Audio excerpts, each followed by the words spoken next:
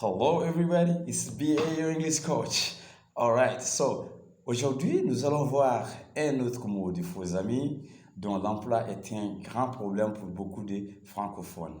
Alors comment dit-on d'abord location en anglais? Par exemple, une location de véhicule ou une location de maison. Ce n'est pas a location en anglais, mais c'est plutôt rental.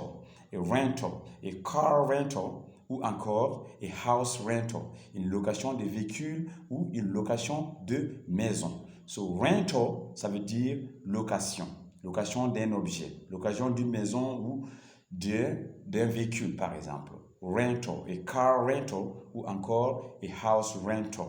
Maintenant, location, ce n'est pas la location, mais ça veut dire la localisation. Par exemple, un endroit ou une place dans lequel se trouve une personne ou quelque chose.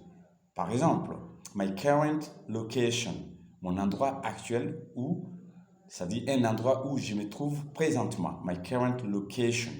Donc, location, ça veut dire un emplacement, un endroit, une place dans laquelle se trouve quelqu'un ou un objet également.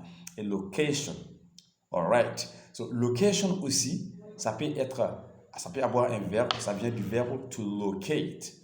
Par exemple, where is your house located? Où se trouve ta maison? Where is your house located? So, to locate, ça veut dire déjà se situer quelque chose ou avoir quelque chose dans un endroit, par exemple.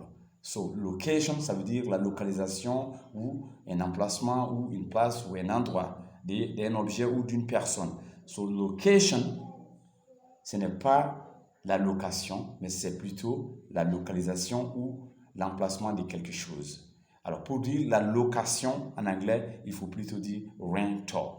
All right, everybody, hopefully you got this and make sure you are able to use these expressions correctly in sentences. Thank you very much. And it's BA, your English coach.